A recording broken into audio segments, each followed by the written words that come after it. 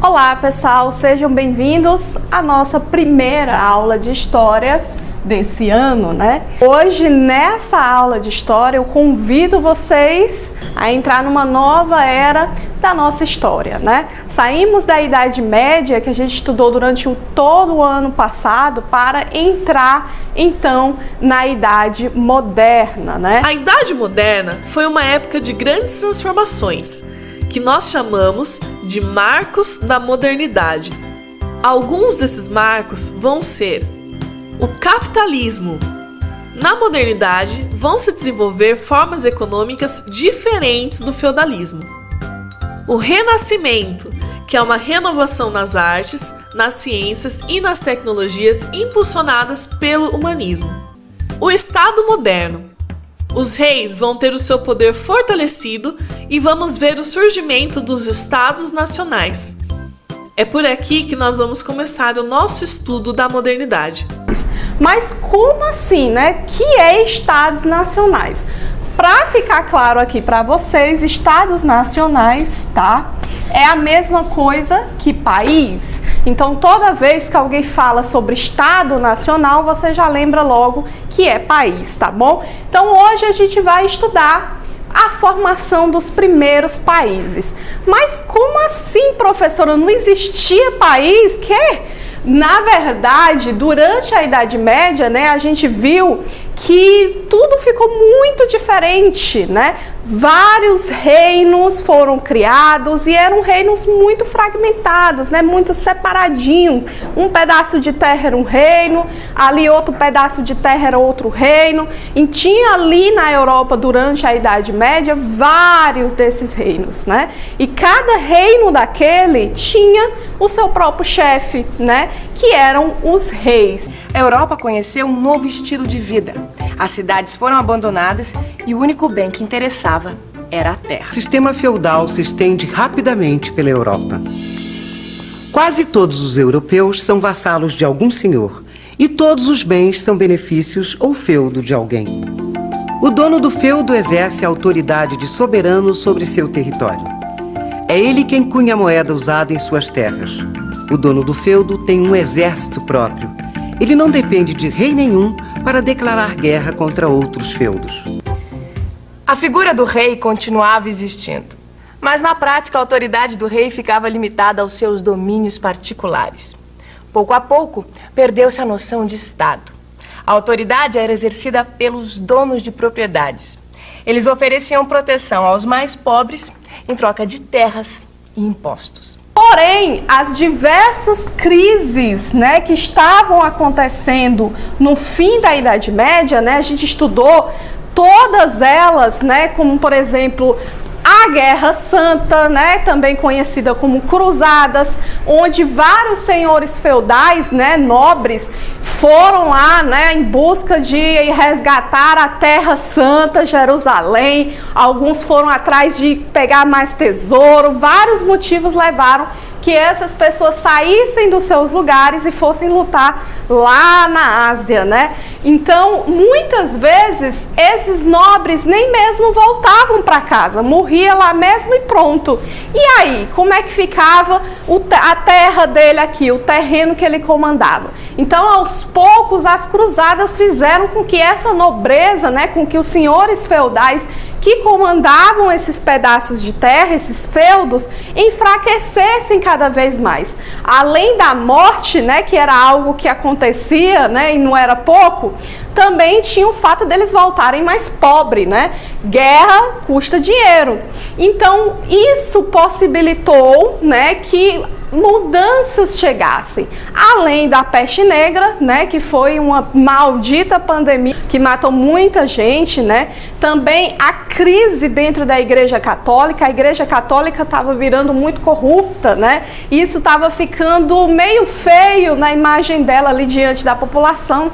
E tudo isso foi favorecendo para que houvesse, por fim, a unificação desses reinos, né, que eram todos separadinhos ali, se juntassem e formassem países. Mas vamos lá, para ficar mais fácil ainda, vamos separar agora os fatores que possibilitaram então para o nascimento desses primeiros países europeus. O primeiro fator, né, que possibilitou para a formação desses países, que a gente pode destacar, é o enfraquecimento do feudalismo. Diante de todas essas crises, né, que aconteceram, todas aquelas pedras que a gente jogou no muro da Idade Média, acabou, obviamente, enfraquecendo o principal modo de vida das pessoas daquela época, né, o sistema que comandava a vida das pessoas daquela época, que era o feudalismo. Já não existiam tantas pessoas mais no campo, tantas pessoas tão obedientes aos senhores feudais. Os próprios senhores feudais já estavam mais pobres, mais enfraquecidos, tá? E também o enfraquecimento da Igreja Católica. Durante a Idade Média, a gente viu o quanto a Igreja tinha um domínio na vida das pessoas. Mas, com toda a corrupção que estava acontecendo lá, a Igreja ficou perdendo muito apoio, muitos fiéis.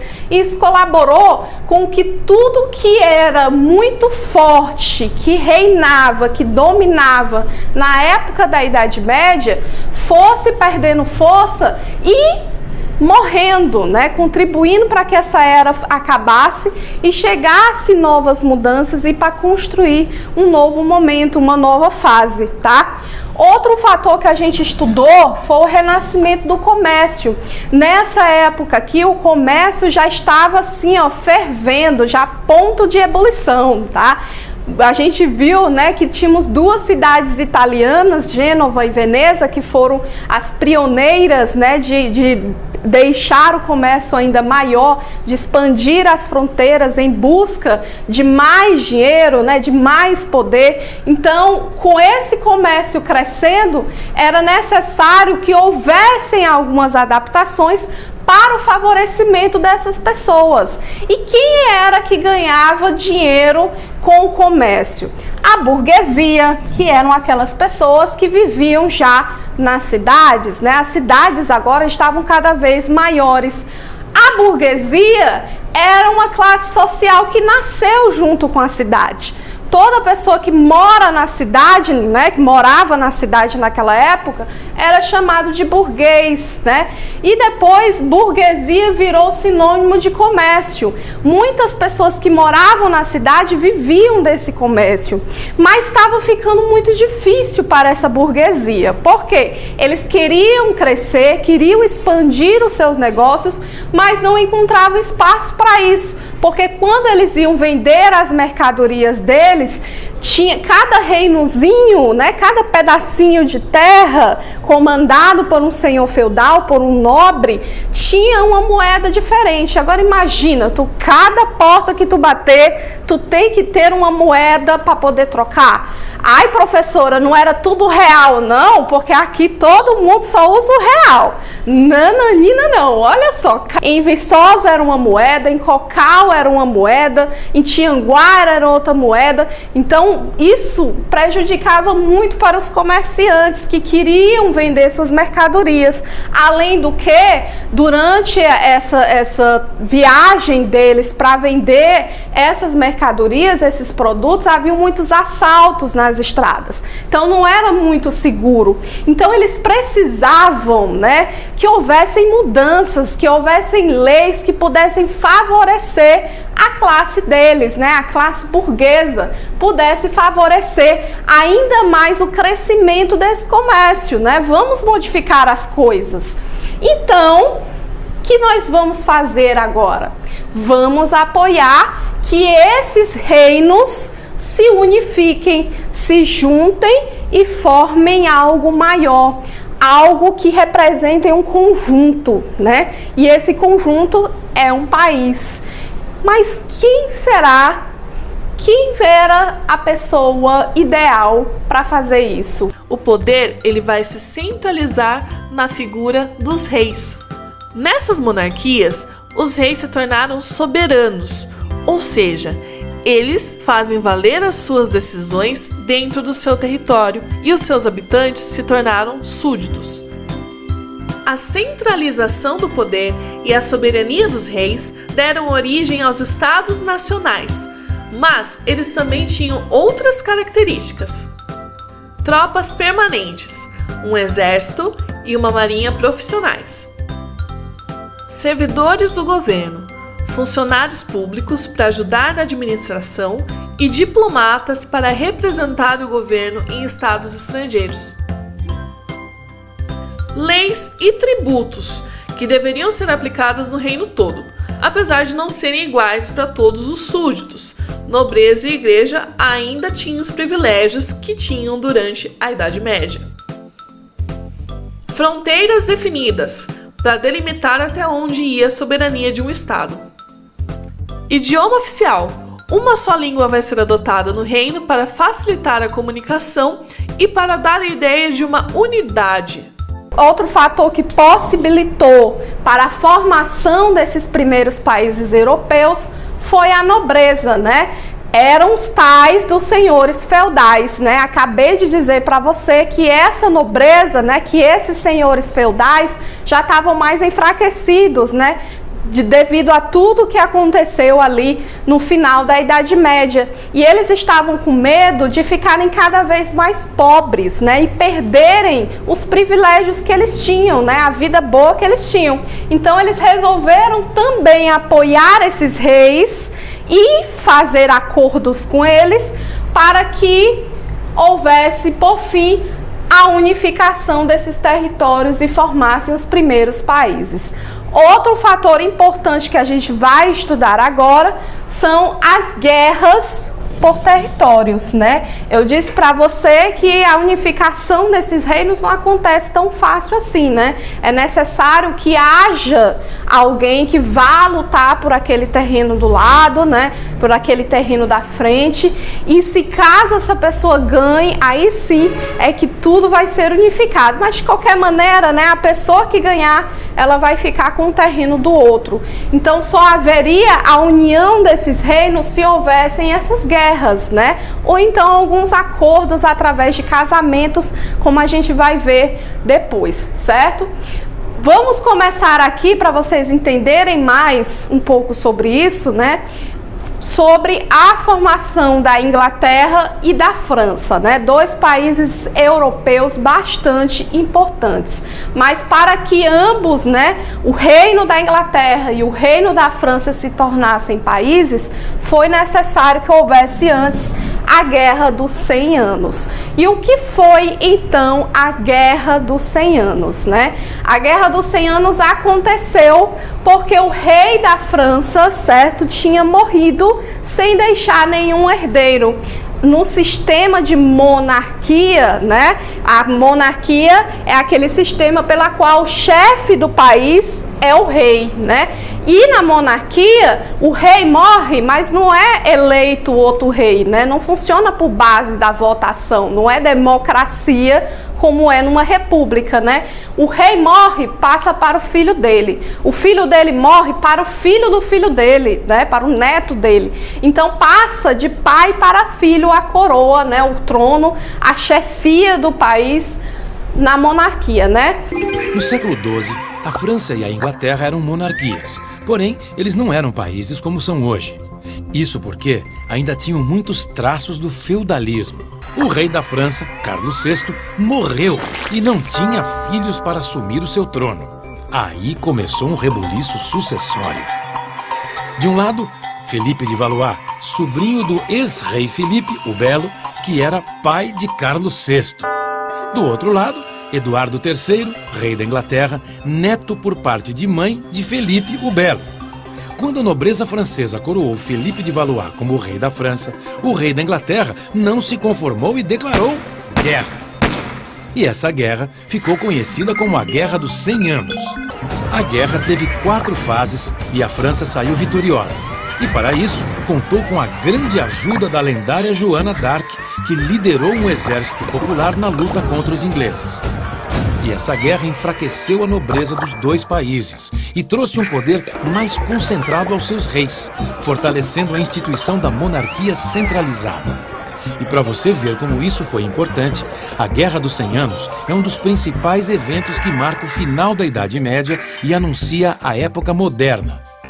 E essa vitória da França foi muito favorável, né, para que esses reis começassem então a ganhar grande apoio da população. Nada como uma vitória para unir um país, né? Você imagina assim que na Copa, por exemplo, né? O Brasil ganha, todo mundo fica se sentindo mais brasileiro, né? Ama o seu país, abraça a bandeira, toca o hino nacional, chora e é aquela coisa, né? Então, na guerra nasceu esse espírito de nação, né? As pessoas começaram a se pertencer a esse lugar.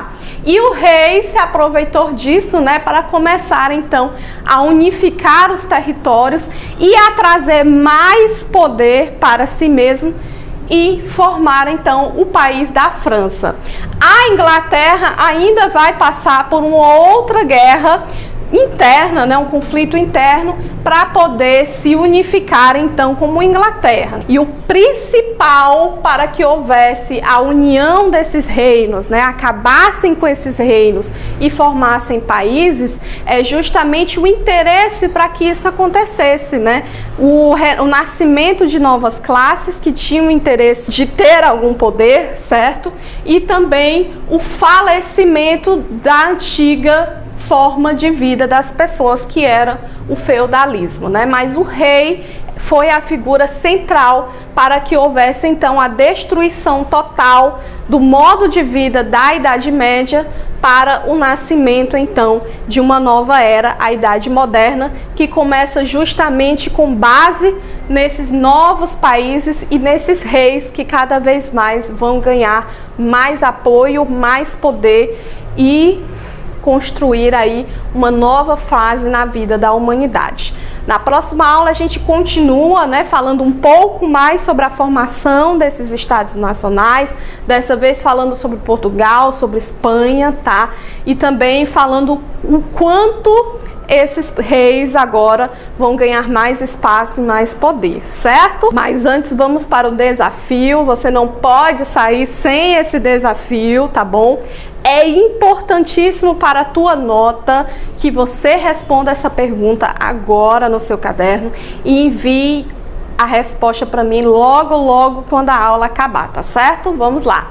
Eu quero que você cite um fator, certo, que possibilitou a formação desses países, né? Eu te disse que vários fatores contribuíram para que esses reinos fossem destruídos e se unissem para formar um só território, né, que seriam os estados nacionais, que seriam os países. Então me cita apenas um desses fatores que eu te disse aqui, que propiciou a formação desses países, certo? Me manda a resposta agorinha mesmo, terminou a aula, manda logo que vai ser bom para ti, tá bom?